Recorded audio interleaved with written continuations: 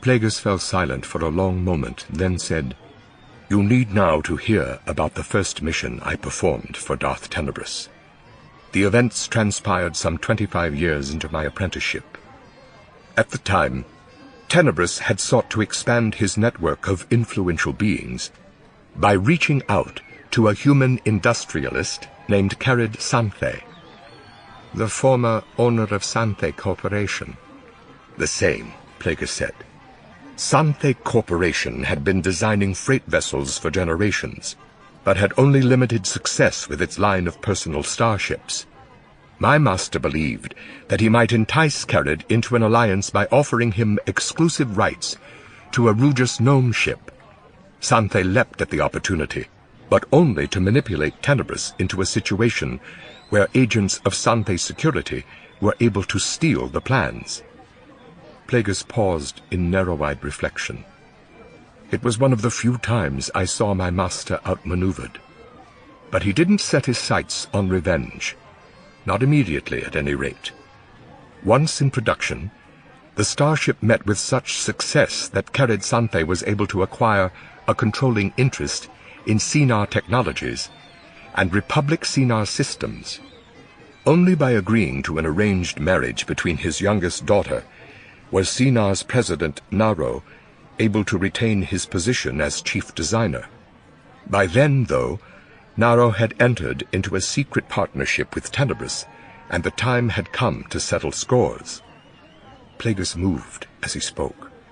Damask Holdings was in its infancy, but I had already earned a reputation among the galaxy's elite, and so received an invitation to attend a design conference on Coralag, which was then headquarters not only for Sinar Technologies, but for Ether Hypernautics, Dante Artifice, and a dozen other corporations.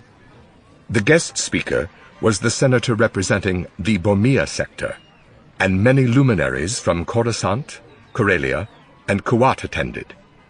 From distant Liana came Kerred Santhe and his young and unhappy wife, supported by an entourage of retainers and Santhe security guards. I was seated at a table directly across from him, and the menu specialty that night was bloat eel.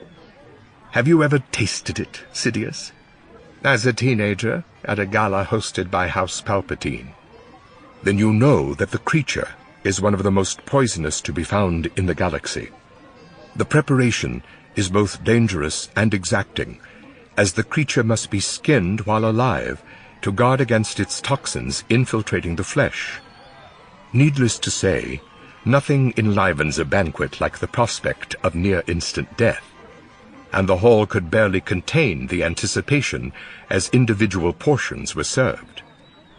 I waited to act until I saw Santhe chewing his first bite. Plagueis brought the thumb and forefinger of his left hand close together, and Sidious, taken by surprise, felt his throat close. He gasped for breath. Yes, just so you have an understanding of what Santhe must have felt.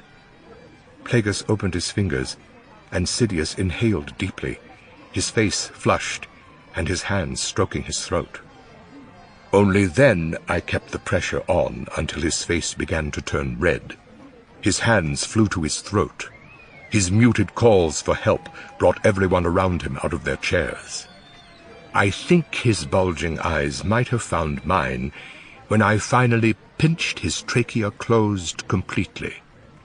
Of course, medtechs had been standing by in the event of just such an emergency.